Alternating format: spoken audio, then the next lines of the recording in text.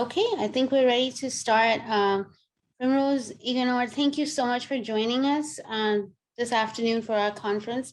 I want to give you a warm welcome. Thank you for being with us today, but I also want to let everybody know a little bit about your work. And so Primrose was born in Uganda and she was raised in South Africa, where she qualified as a clinical psychologist. She has lived and worked in South Africa, Singapore, United Arab Emirates, my hometown, United Kingdom, and Canada. She's currently a psychology faculty and is also the Belonging and Equity Coordinator at Marian Technical College. She's passionate about diversity issues and community building. She's married and has two beautiful sons, and her hobbies include reading, traveling, gardening, and attending arts and musical festivals. I was really excited that we could have Primrose with us because I had seen this presentation before at one of the other conferences, and I just thought, something really simple but done in a way that we all can relate to. So I really thought it would be wonderful for Primrose to come and join us and talk through some of that as well. So Primrose, thank you for coming, and you can take it away. Great. Thank you so much for that welcome, Nina. And Nina asked us earlier on, I hope everybody's enjoying the conference so far. So my introduction was as faculty as in the US about 7 years ago. So about 3 years ago, I became the Belonging and Equity Coordinator on top of my faculty position. So I'll be speaking from both perspectives today. Somebody had mentioned earlier, our keynote speaker this morning, Laura Rendon. I was very fortunate to have heard her speak at the original Lilly conference at Miami University. And she's still as dynamic, still as passionate as she ever was. So that was great to see. So I have a bit of a challenge because I have this new laptop where when I share my screen, I hope you'll still be able to see me.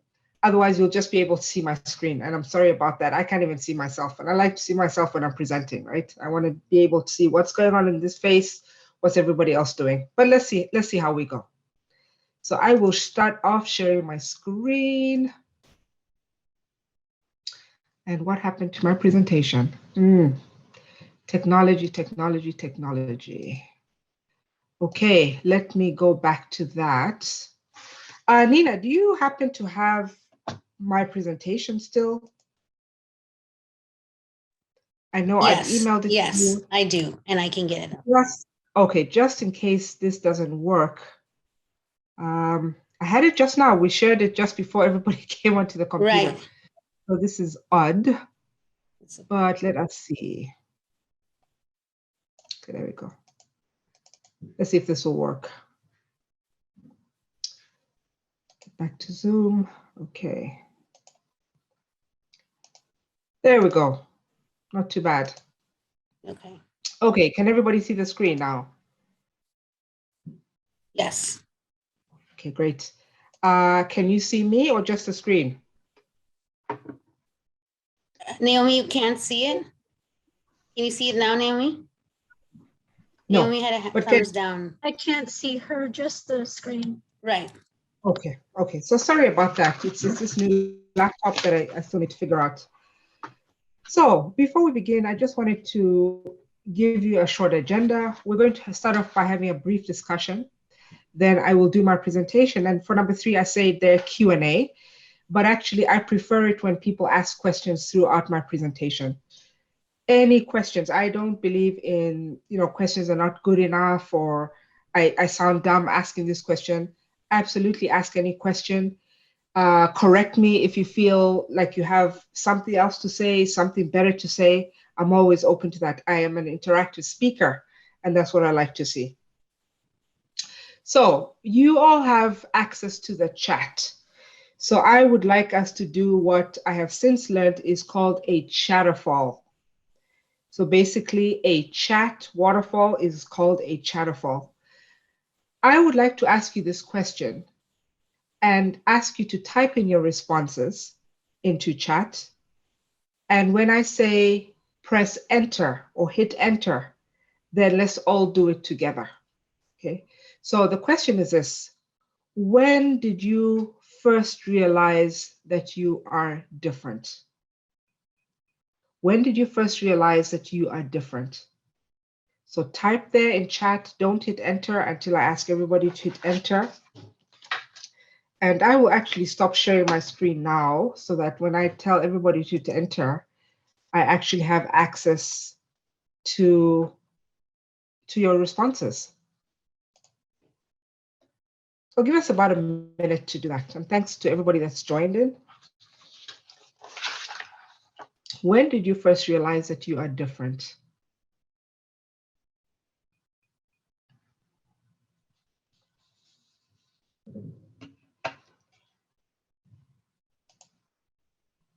Okay, don't hit enter yet.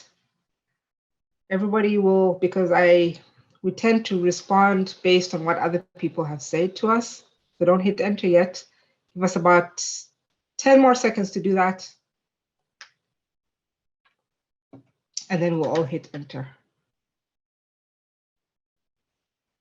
Okay, great. So everybody hit enter. Good, I see a number of people have participated. So when I go through this kindergarten, junior high, I'm not sure, age of 12, high school, elementary, good. I like that people are telling me when it actually happened. Can somebody tell me what made them realize that they were different? What was it about you that you realized that in elementary school or in kindergarten, I was different? Okay, Robert there says, when I was very young, the police responded to a house on a domestic disturbance response, right? So maybe from a very young age, you realize my family is not like the typical family. Naomi says, my parents do not look the same. What does that mean? Are they of different races, different religions? What does that look like? Okay, my mom is black, dad is white. Absolutely. It was the 80s. And maybe before you went to school, you didn't really think about it. But suddenly when you were at school, it hit you, hey, I am different. Absolutely. Somebody here talking about the same primary language as people at school. Yes, Nina, I see your response there. Okay, Carla too, talking about skin. So the purpose of this exercise is to make us put ourselves in the shoes of people that are different from us, that are not kind of in the mainstream. And when you are able to do that, then I think you have more empathy. First time I realized I was different was when my family moved from Uganda to a homeland in Southern Africa called Transkei. And because my parents were expatriates, my dad was a doctor, my mom was a teacher, we got to mix with a lot of expatriates and we went to the best schools. So the best schools were obviously white schools. You know, all our teachers were white, our principals white, most of our classmates white. And I remember going to school for the first time and my teacher saying, do you have an English name? Because your Ugandan name is too difficult to pronounce. And honestly, I didn't think much of it. I thought, you know what, she's right. It's probably difficult. It's not within her, realm of thinking. But I also, as I got older, started to realize how much of my identity was stripped from me just because I was no longer Kentwiga. By the way, Kentwiga means giraffe. It's about giraffes. I have over 10 giraffes in many shapes and forms at home. And I became Primrose, right? And when I think about a giraffe, this particular cup says, advice from a giraffe, stand tall, reach for new heights, keep your chin up. Those are huge things in keeping me motivated to be who I am. So if I had people calling me Kentwiga all the time, I would remember all these things, right? These are things that would motivate me to go on to achieve and what have you.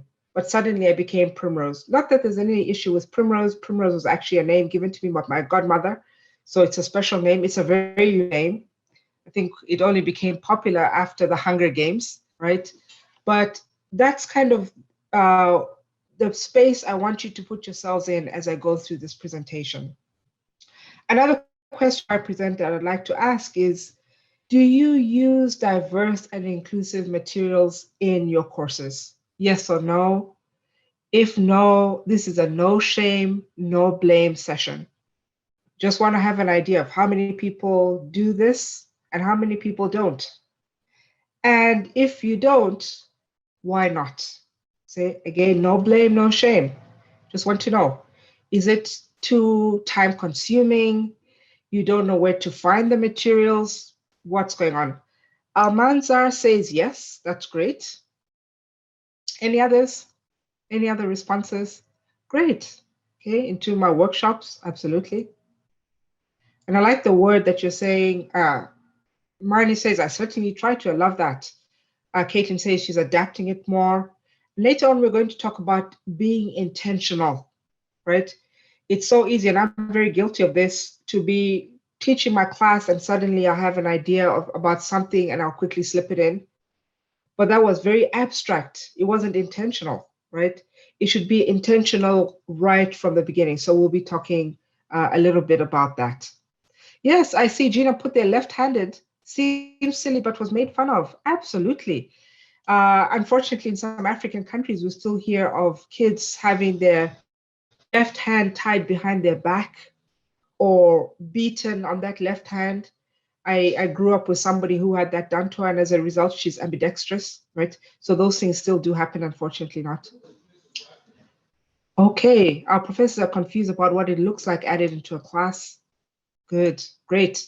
Okay, well, we're all in the right place then, because this is what we'll be focusing on. So a reminder that when I share my screen, my face will go off, but at least you'll have access to my slides, okay?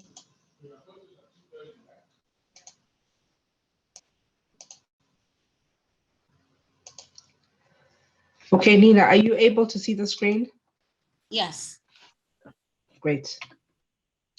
So why does diverse representation matter?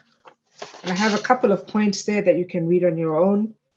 But in essence, knowing who your students are and what linguistic, cultural, and educational backgrounds they bring to the classroom provides helpful information when thinking about including content that is meaningful and relevant.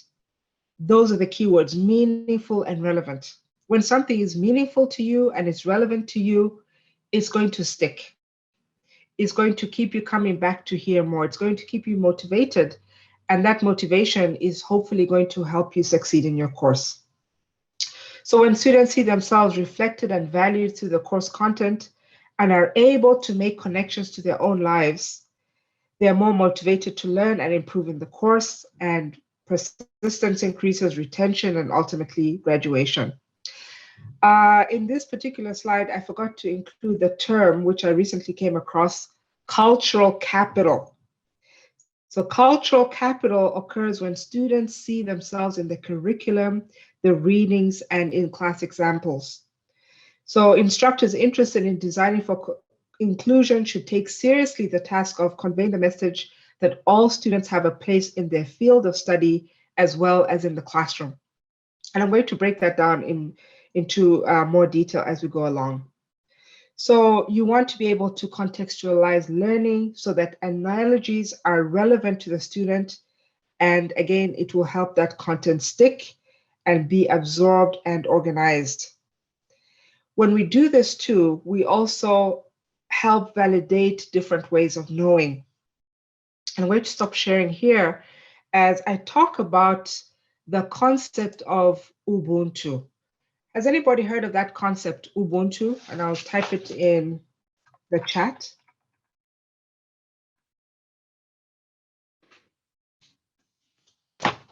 Okay, nobody.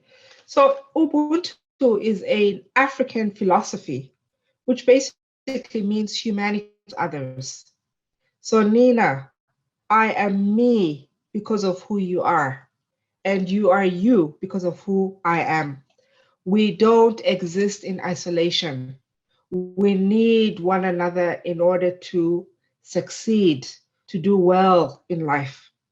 So exactly, Almanza says there's a TED talk about it. Vivek is honest and says, I haven't heard about it. And really a lot of people haven't heard about it. And yet it's such a beautiful philosophy. And so when I talk about this in my class, I am helping my predominantly white class understand that there are different ways of knowing.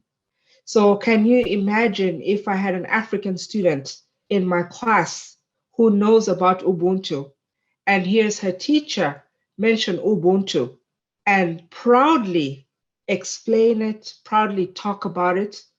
What would that do for that student's self-esteem, for their sense of identity, right?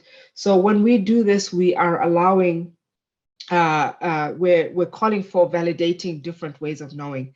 So I know this, I think Nina had talked about 7 different countries represented at this conference. I've lived in 9 countries. We had somebody, you said from the UAE? I'm from the On the UAE. call. Mhm, You're from the UAE. mhm. And I think Anybody else? Omnia has roots Oh. from maybe Omnia, Badr.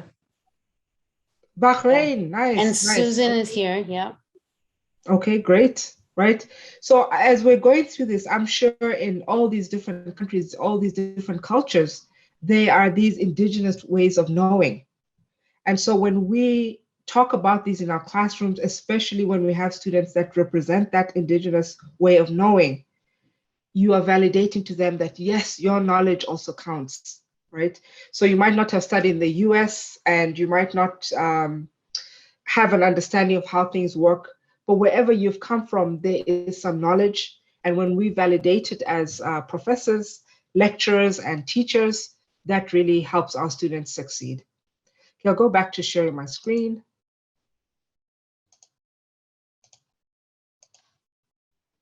Sorry for the back and forth, but at least we have that option.